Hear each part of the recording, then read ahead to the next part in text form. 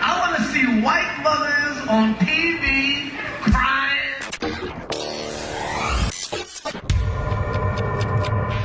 Honestly, I want to live in a world with real equality. I want to live in a world where an equal amount of white kids are shot every month. An equal world. I want to see white mothers on TV crying. And there you have it.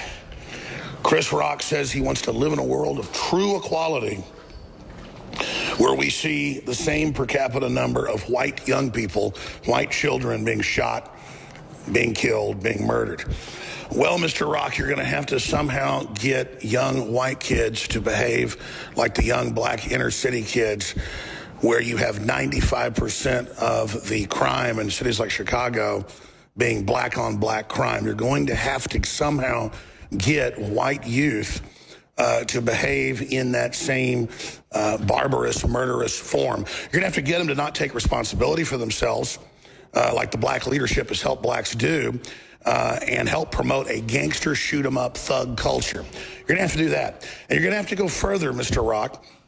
You're going to have to continue to sell the white population on what the blacks have been sold on, to abort 52% of their babies before they're born. Oh, but see, the fact that almost 95% of the deaths of blacks are abortion isn't something you want to talk about.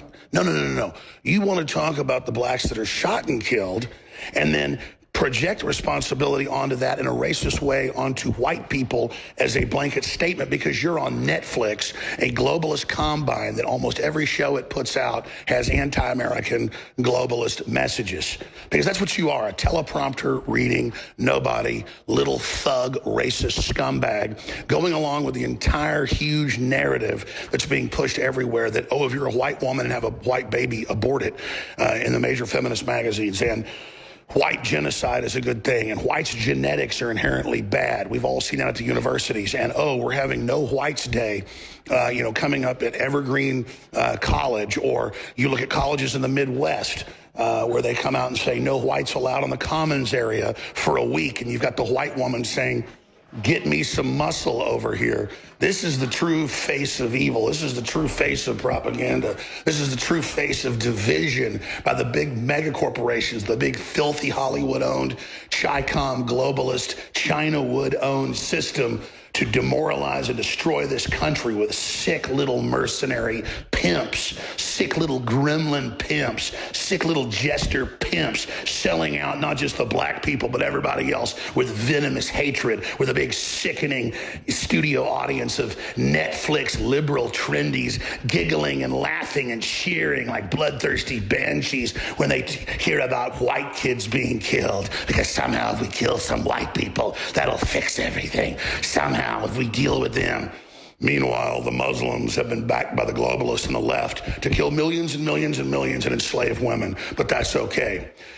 Statistically, it's leftist ideologies that have killed over 200 million people in the 20th and 21st centuries alone. You are the people with blood on your hands. You are the people that have destroyed society. You are the globalists that destroy every city that you control, where the Democrats are in command, like Chicago, highest crime rate in the world. Then you've got Mexico with total disarmament of their population, no Second Amendment, highest crime rate in the world for a country, hundreds of thousands of dead. Oh, but Chris Rock, he doesn't want to talk about that, because he's the darling of the corporate media to sit up there and spew that evil and spew that venom and invoke the most anti-Martin Luther King racist garbage the world has ever seen. But as Hollywood's ratings plunge, as the NFL's ratings plunge, as the Oscars plunge, as the Olympics plunge, as all of these tools of globalist propaganda fall apart, they're only getting more intense, more venomous, more bullying in an attempt to get control of the group consciousness. But it's failed. And black people, white people, you name it, across the board are waking up. Yes, there's minorities of people out there that are still brainwashed and dumbed down. But on average, people see through this propaganda because it's gotten so intense and the worm is turning.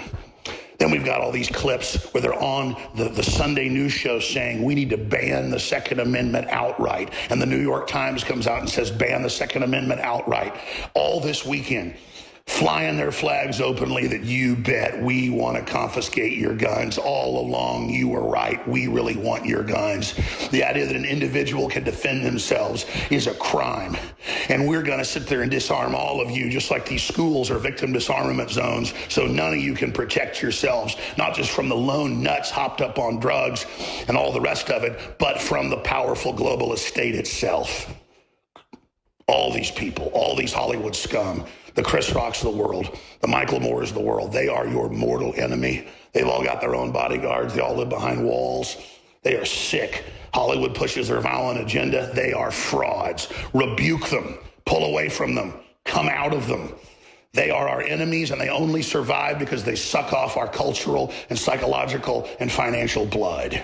Now, back to Owen Schroyer and the live global transmission. Honestly, I want to live in a world with real equality. I want to live in a world where an equal amount of white kids are shot every month. An equal world. I want to see white mothers on TV crying. Now, this is a very conflated issue about race and violence in this country. And there's so many different angles to cover, it's almost impossible to recall all of it. But there's this tinge of racism. There's this fomenting of a racial divide. And you just have to sit back and think, when did we get here in America? When did this become an issue again? It's the same dynamic with the Black Panther movie coming out, which I saw this weekend. I'll do a review on it later. But it's all about black versus white. And then Chris Rock does his comedy special, which I'm being told is for Netflix. And if that's the case, oh, wow, what do you know? Another example, Dave Chappelle, Cat Williams, Chris Rock. I'm sure there are others. Those are just the ones that I've seen where they do a comedy special and you watch the thing and it's like, oh, this is funny. There's no political agenda here. It's just good comedy. Everyone's an open target. Everything's funny. It's fair observations. And then you can tell there's always one portion, whether it be Chappelle or Williams or now Chris Rock, where it's like, okay, where did that come from? Not only is it not funny, now I'm being lectured to, clearly some political agenda behind it. So I don't know. If I'm some comedian that can't get a big special, can't get the $1 million deal, and I'm behind on some mortgages, say, or something like that, I'm just proposing a situation that could be happening here. I don't know. I'm trying to figure it all out. We're all on the same team here, just trying to figure it out. I mean, I don't think Chris Rock actually hates white people. He doesn't actually want white people to die.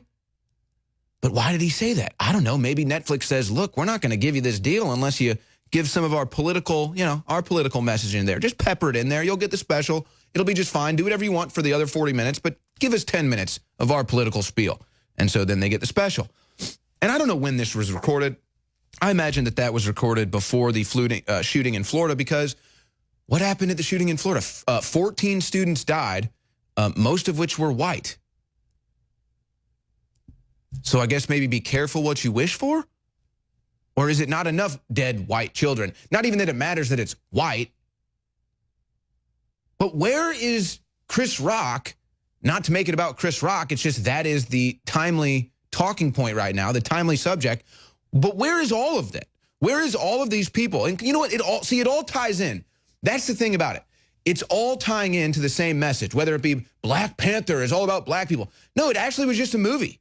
In fact, I don't even think the people behind it really had that much of an agenda except to put out a movie. Oh, more white babies need to die, says Chris Rock. He doesn't actually mean that. Why is he saying that? What is with this divide? It's all the same thing. It's all about dividing people up, having some race-based system where you're constantly trying to judge the other person. Oh, what are they thinking about me? I wonder what they're thinking about me. Oh, we're a different skin color. Where did all of this come from, though?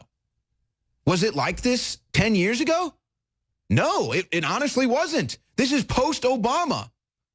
I'm not blaming Obama. I'm just putting out a fact. None of this was an issue. We weren't being divided on race until after Obama, a black president that was voted in by white people, and then Black Panther breaks records, but somehow we're racist. You know, someone very profoundly once said, many years ago that if fascism ever comes to America, it'll come in the name of liberalism. You're a white male! You're a white man! If you are receiving this transmission, you are the resistance. He's not a tough guy. He's a bully and he's a bitch. He's a punk. He's a dog. He's a pig. And he can suck my He's a con, a bullshit artist, a mutt. I'll meet him in a hotel room any day of the week and give him a Louisville Slugger. I'd like to punch him in the face. Kiss my mother ass, you bitch punk sucker.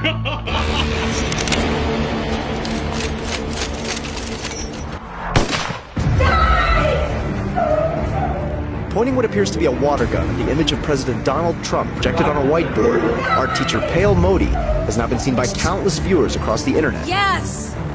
I have thought an awful lot about blowing up the White House. It's an actor dressed to look just like President Donald Trump as he's assassinated on stage. Pictures and video depicting comedian Kathy Griffin holding the bloody, decapitated head of President Trump are no joking matter for the Secret Service. The rhetoric that has inspired the violence has come from the mainstream of the Democratic Party. They're involved in the coup, an active attempt to start a bloody civil war.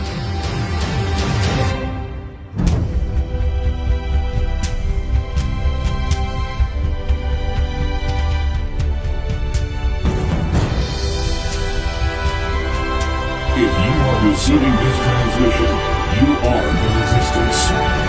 Support good oral health with our one-of-a-kind Super Blue fluoride-free products. InfoWars Life brings you a revolutionary toothpaste blend with iodine and nano silver designed to deliver a powerful clean. Enjoy a minty fresh flavor made with peppermint oil or try our bubblegum flavor. Pair this groundbreaking toothpaste with the Super Blue fluoride-free mouthwash and supercharge your oral health. Our amazing mouthwash features natural oils and ancient ingredients used since Aboriginal and biblical times. Instead of containing fluoride, our Super Blue line is loaded with the good halogen iodine and an array of other beneficial compounds that have been hand-selected for their oral health benefits. Super Blue fluoride-free mouthwash and toothpaste are the first and only to contain all of these natural ingredients: xylitol, nano silver, and iodine. Notice the difference with our Super Blue fluoride-free products. Refresh your breath and invigorate your oral health routine at InfoWarsStore.com. That's InfoWarsStore.com.